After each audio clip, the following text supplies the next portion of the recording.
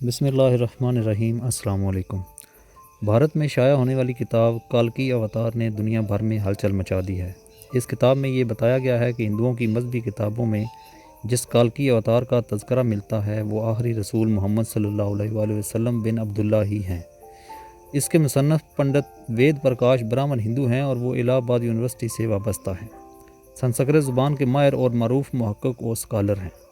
پنڈت وید پرکاش نے کالکی اوتار کی بابت اپنی اس تحقیق کو ملک کے 8 مشہور و معروف محقق پنڈتوں کے سامنے پیش کیا تھا جو اپنے شعبے میں مستند گردانے جاتے ہیں۔ ان پنڈتوں نے کتاب کے بغور مطالعے اور تحقیق کے بعد یہ تسلیم کیا ہے کہ کتاب میں پیش کیے گئے حوالے جات مستند اور درست ہیں۔ برہمن پنڈت وید پرکاش نے اپنی اس تحقیق کا نام کالکی اوتار یعنی تمام کائنات کے رہنما رکھا ہے۔ ہندوؤں کی اہم مذہبی کتاب دراصل ایک عظیم رہنما کا ذکر ملتا ہے جسے کالکی اوتار کا نام دیا جاتا ہے۔ پنڈت وید پرکاش گہری تحقیق کے بعد یہ دعویٰ کیا ہے کہ اس کالکی اوتار سے مراد حضرت محمد صلی اللہ علیہ وآلہ وسلم ہیں جو مکہ میں پیدا ہوئے۔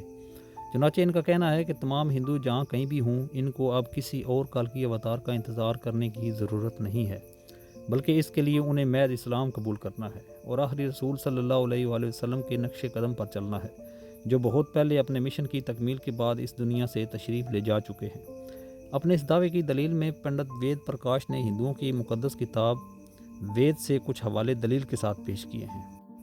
نمبر 1، وید کتاب میں لکھا ہے کہ کالکی اوتار بھگوان کا آخری اوتار ہوگا جو پوری دنیا کو راستہ دکھائے گا۔ ان کلمات کا حوالہ دینے کے لیے پنڈت وید پرکاش لکھتے ہیں کہ اس پیش گوئی کا اطلاق صرف حضرت محمد صلی اللہ علیہ وآلہ وسلم کے معاملے میں درست ہو سکتا ہے۔ نمبر 2، ویدوں کی پیش گوئی کے مطابق کالکی اوتار ایک جزیرے میں پیدا ہوں گے اور یہ عرب علاقہ ہی ہے جسے جزیرۃ العرب کہا جاتا ہے۔ نمبر 3، کتاب وید میں لکھا ہے کہ کالکی اوتار کے والد کا نام وشنو بھکت اور والدہ کا نام سماب ہوگا، جبکہ سنسکرت زبان میں وشنو اللہ کے معنوں میں استعمال ہوتا ہے اور بھکت کے معنی غلام اور بندے کے ہیں۔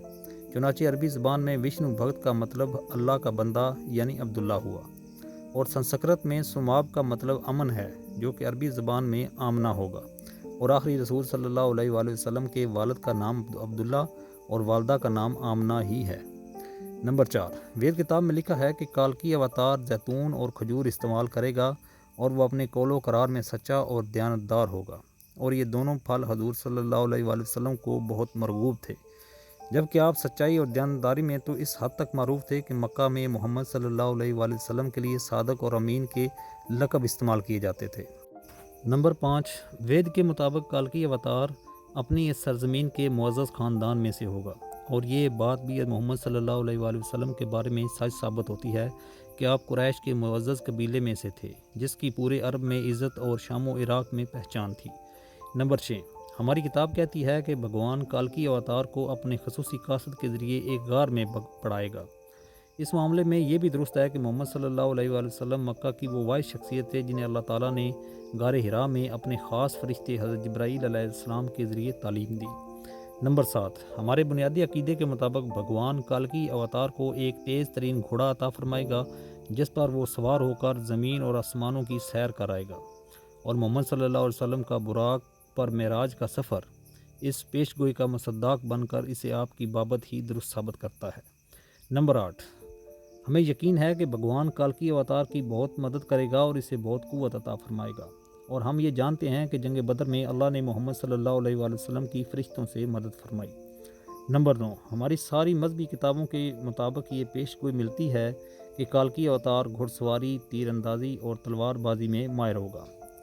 پنڈت وید پرکاش نے اس پیش گوئی پر بڑا خوبصورت تبصرہ کیا ہے جو بڑا اہم اور قابل غور ہے۔ وہ لکھتے ہیں، گھوڑوں، تلواروں اور نیزوں کا زمانہ بہت پہلے گزر چکا، اب تو ٹینک، توپ اور میزائل جیسے ہتھیار استعمال میں ہیں، لہٰذا یہ عقل مندی نہیں ہے کہ ہم اس دور جدید میں تلواروں، نیزوں اور برچھیوں سے مسلح کالکی اوتار کا انتظار کرتے رہیں۔ حالانکہ حقیقت یہی ہے کہ مقدس کتابوں میں کالکی اوتار کے واضح اشارے حضرت محمد صلی اللہ علیہ وآلہ وسلم کے بارے میں ہیں جو ان تمام حربی فنون میں کامل مہارت رکھتے تھے۔ ٹینک، توپ اور میزائل کے اس دور میں گھڑ سوار، تیغ زن اور تیر انداز کالکی اوتار کا انتظار نری حماقت ہے۔